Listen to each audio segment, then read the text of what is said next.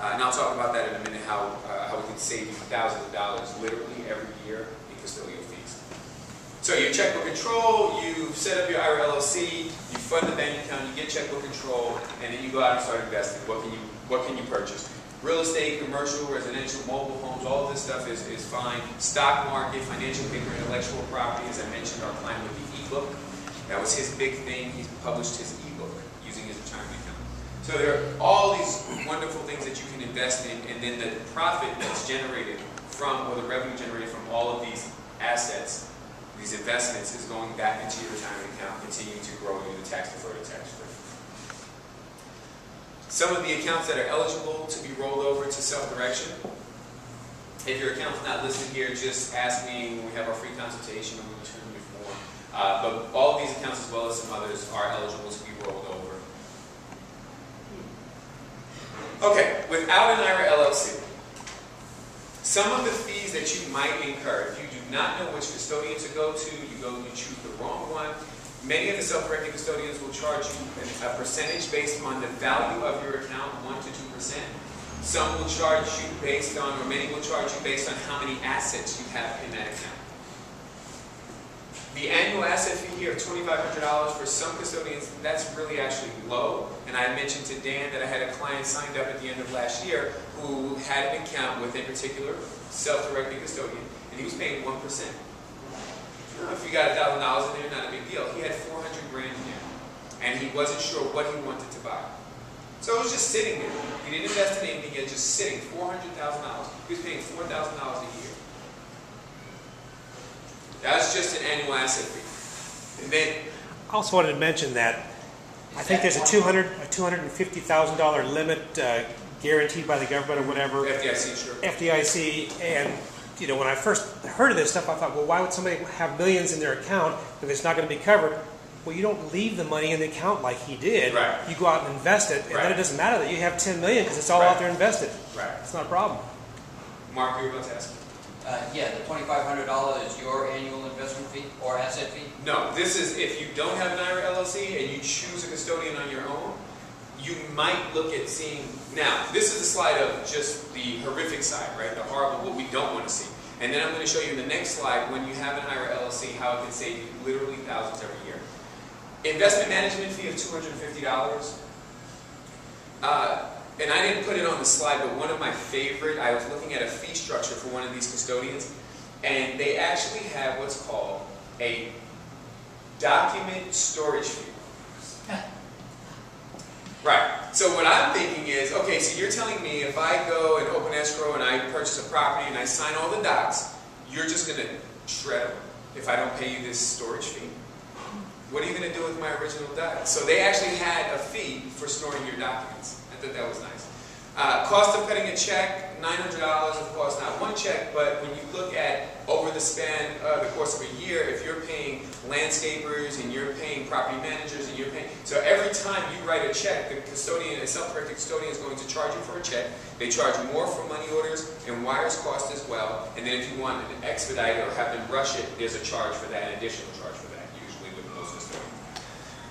Yes. Have you had any issues setting up a checking account for one of these IRA LLCs? Because I set up the Michael and Alana through Montecito Bank and Trust, and they are scrutinizing every little thing that's on that document, and we're getting through it. Yeah. But at that level, I'm wondering, have you run into banks that wouldn't take it or made a big deal about it? Yes.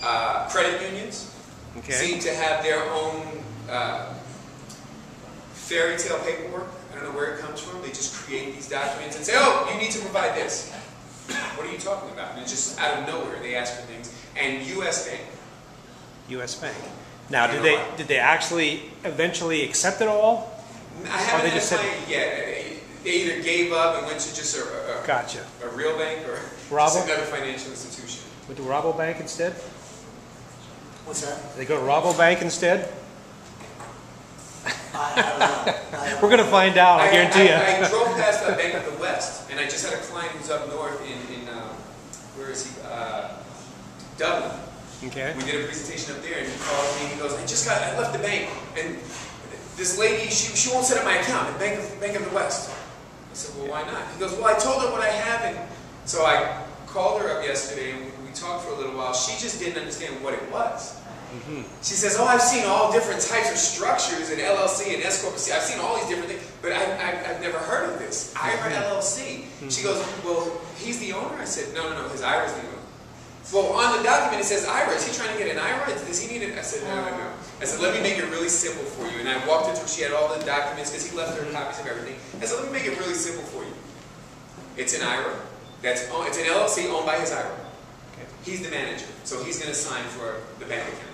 And she goes, oh, now it makes sense. I got you. So she went ahead, she said, let me talk to the regional manager, and then I'll get back to him. Once we approve everything, I'll go ahead and let the client know, and he can start his bank account. But other than that, really, credit unions and U.S. Bank, I think, have been the hardest. Okay, and you probably have... She's going to call the client. She said she'll call him. So I'm expecting if my phone doesn't ring, then he got it all set up and he's good to go. If my phone rings, and I'll know, I'll be like, uh-oh, what happened? So, yeah, but I'm excited to see that, let it go through, because now she goes, once she explained it back to me, I said, oh, yes, you fully understand what it is. Yeah, so she just didn't know what it was. And you probably have a list of different custodians that you found successful working with them, yes, as opposed to others? Yes. Okay, good. The cheapest ones, or the least expensive ones, as well as that allow the IRA LLC having the checkbook control. Okay. Because there are a couple that will just say, no, we don't do that. Yep, okay. All right, so again, without an IRA LLC, here are some fees. Okay, annual asset fee. One story I'd love to share, and I'll keep it really brief. We had a client who was paying $8,100 per year in annual asset fees because he had so many different houses in his self-directed custodian. He didn't have the checkbook control. He didn't mind. He wasn't upset, and the reason was on each property every year he was making about $8,000 to $11,000 per year. So he says, okay, well I'll just use this one property, write that off, and that'll take care of my annual asset fees. Okay, great.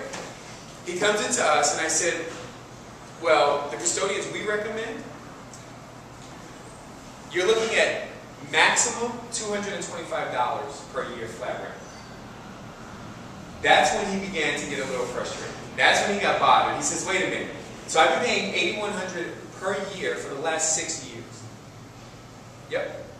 And I could have been paying $225. Yep. That's why you charge no percentage of the investment? Nope. These are flat rates, and this is the most. If I can find you a custodian to work with that's even less than that, we'll go that route. Okay, so the most that we found for the custodians we recommend is $225. Now, of course, that client, once we signed him up, he hit the roof when he figured out, he calculated, that's over $48,000. I said, yeah, because that's a whole property I could have purchased out of state, free and clear. Just in annual asset fees to this one custodian. Exactly. So, $225 maximum flat rate. Cost of cutting a check. You have checkbook control. There's no more cost. Right? You don't charge yourself to write a check. Complete checkbook control is priceless.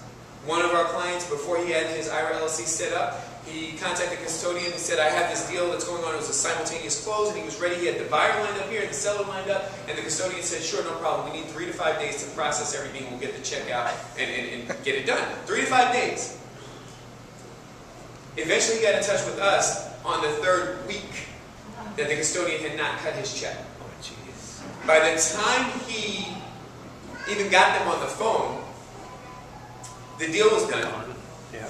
And his spread for that one deal was $65,000. Ooh, ouch. So imagine if you're dealing, and I was talking to Dan about this yesterday, if you're dealing with tax liens or like foreclosures, anything that's time sensitive, real estate, you're investing. Time is money. Yes. You need to be able to act right away.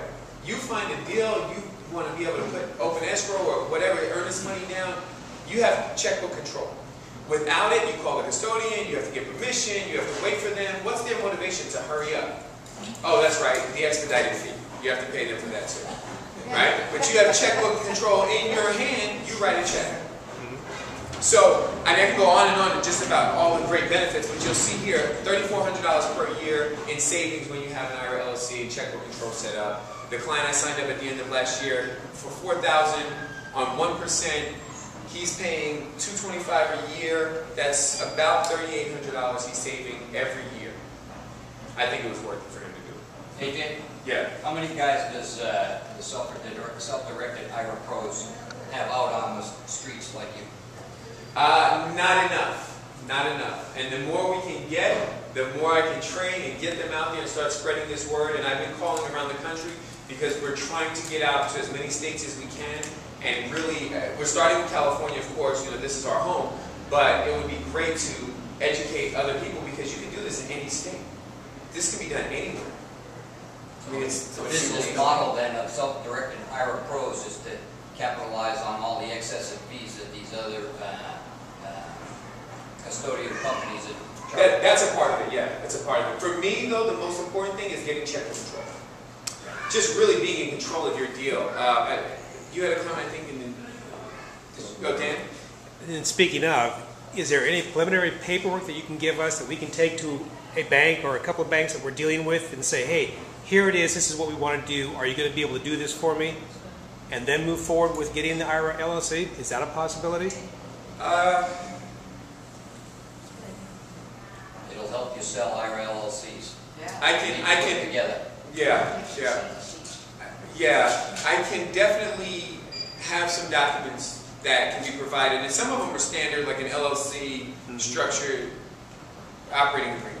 Okay. But some of the documents are really the federal tax ID number, the EIN. Some of them are really pretty standard, and then whatever state we registered the LLC in, so you'll have the state, the paperwork from the state as well. Yeah, pretty much. I guess they do want to see the articles and right.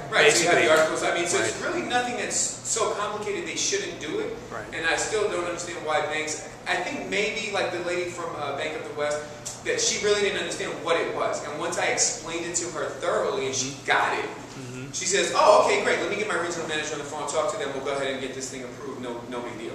Because she knew what it was, but I think the vocabulary was lost a little bit when she first heard it. Do you start off as the manager of this and then give that up to us as we move forward? It's yours the whole time. Once we set everything up, we help walk you through it. If you have concerns as the process is going on, you need help going into the bank, getting it set up, I'm there for you. You can call our company, the support department. If I set up your account, definitely call me, email me, and I'll help get you through everything. We can walk through the corporate kit together. But yeah, we provide the support, but it's your check. It's your check control. That was the issue with Montecito Bank and Trust, is that the people that set it up actually were down as the manager until it transferred over to the actual owner of that LLC. You're, on all the paperwork, you'll see the owner is your IRA, and it'll say whatever company it is, IRA, custodian for Dan, Dan Ringwald. And then it'll say manager, and that's where you sign. Okay. Yeah, because you're not the owner, you're the manager. And how long has your company been in business doing this? Since about 07. 07, okay. Yeah. Okay. No complaints. Good. Do you do all multi-person LLCs? Multi-person? I mean, like single partner LLCs, I understand are a problem. They're too easily broken. They're too easily broken. Right. And you want to have a multi-person LLC.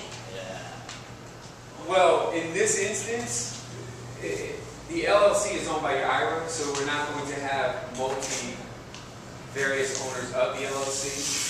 So it's a single. It'll be that single LLC. Yeah. There may be exceptions to that, Mark, and we can sit and talk, but typically that's the way it's set up. Okay. So, sorry, just a question.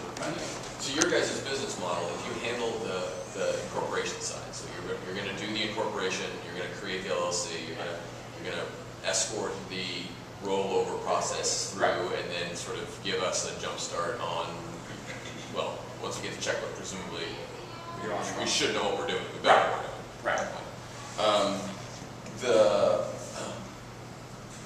So I've been through this process for an S-corp formation, and there's a bunch of other stuff, because I mean, presumably LLCs are simpler, you don't have to deal with D6s and D3s and payroll and all that crap. Right. So there's recurring tax filings, any of that stuff? Because it's owned by your IRA, so it's considered a pass-through entity. So there are no additional taxes due, no tax filings, nothing. So as long as we're not retired and taking distributions, the IRS is not involved in this in any way. The only thing that they will be made aware of is from your custodian. And so annually, you'll have to report to your custodian where the money is invested. Okay. And that's like with any custodian, and the custodian reports to the IRS. So your job will be to say, if you bought property, you would say, I have this property, that the IRA owns this asset here, and then if there's any remaining cash left over in the bank account, just print out a bank statement and give that to your custodian each year, and they report it to the IRS. And